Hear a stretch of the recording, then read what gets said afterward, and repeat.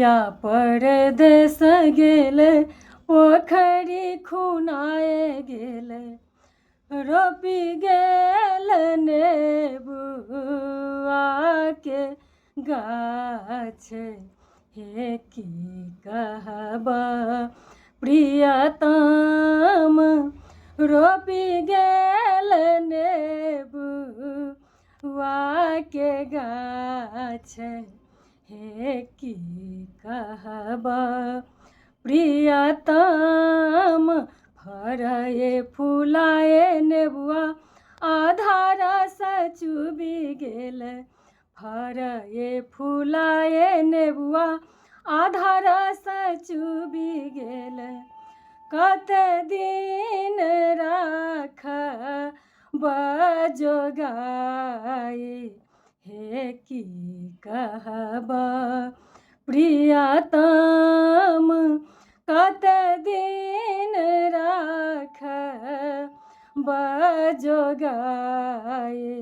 हे की कहबा प्रियतम, घरे पछुआरबा में बसै एक कैथा। घरे पछुआरबा में बसै एक कैथा। ओकरे सँ चिट्ठिया लिखब।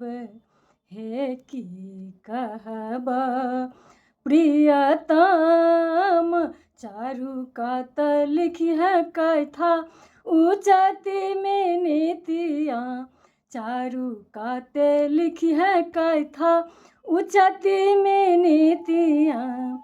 बिचला में हमर वियोग। हे की कहबा प्रियतम, बिचला में धनी के वियोग। हे की कहबा प्रियतम, घरे पछुआरबा में बसै एक हजमा। घरे पछुआरबा में बसै एक हजमा। ओकरे सँ चिट्ठिया पठाब। हे की कहबा प्रियतम, जही ठाम देखिह हजमा ससुर भैंसुर जी के। जही ठाम देखिह हजमा ससुर भैंसुर जी के, ओही ठाम चिट्ठिया नुकाब। हे की कहबा प्रियतम, जही ठाम देखिह हजमा असगर बालम जी के। जही ठाम देखिह हजमा असगर बालम जी के, ओही ठाम चिट्ठिया पढ़ब। हे की कहबा प्रियतम, रोपी गेल नेबुआ के गाछ। हे की कहबा प्रियतम, चिट्ठिया पढ़ैते बालम मन मुस्काओल। चिट्ठिया पढ़ैते बालम मन मुस्काओल। कते धानी लिखलहुँ वियोग। हे की कहबा प्रियतम, कते धानी लिखलहुँ वियोग। हे की कहबा प्रियतम, आब ने रहब धनी देशर विदेशबा। आब ने रहब धनी देशर विदेशबा। धायल घोड़ा के लगाम।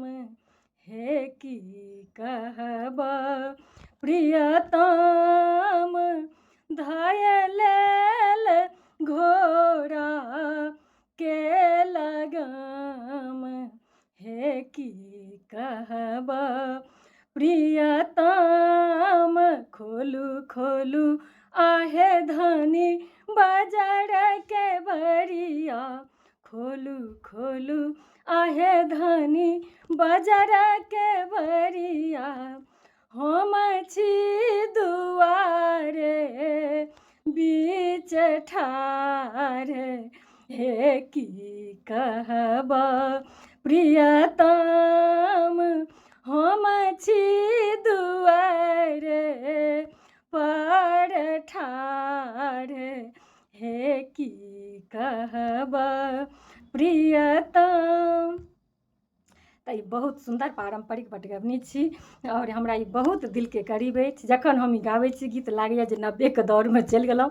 बहुत छोटेसँ हमसब ई गीत बहुत गाबै छलहुँ, एखनो गाबै छी, लेकिन एखन कनि मौका तऽ कम भेटैए, लेकिन धियापुतामे तऽ बहुत मौका भेटै छै। सबके बरसाइत मधुश्रावणीमे खास कऽ कऽ हमसब जे जाइ छलिए तऽ जै गाम गेलहुँ तऽ ई गीत जरूर गाबै छलिए, कियाकि नया भऽ जाइ छलै। हरेक गाँवके मन्दिरपर जाइ छलखिन हँ फुल लोढ़नी सब, तऽ अपनोमे गेलहुँ सब दिन, आओर जतेक गोटाके सङ्गे जाइ छलहुँ, दीदी सबके बहिन सबके, तऽ हुनकोमे गेलहुँ। तऽ हमर नजदीकी सबके ई फरमाइश छलनि जे अहाँ ओ गीत दिऔ, बहुत सुन्दर लागै छै, अहाँके आबैए, तऽ ताहि दुआरे हम ई गीत अहाँसबके सुनेलहुँ। तऽ हमर ई सुनबैके आओर इहो एकटा जे नया जेनरेशन छथि से सीखथि, आओर जे केओ सुनने हैब बड़ दिन भऽ गेल हैत अपना सबके ई तिनका याद हैत। चलू अहाँसब एकटा एकटा शेयर जरूर करबै, आओर हम मिलै छी बहुत जल्दी अगिला वीडियोमे। ताबत तक लेल सब गोटाके जय सिया राम, जय मिथिला धाम।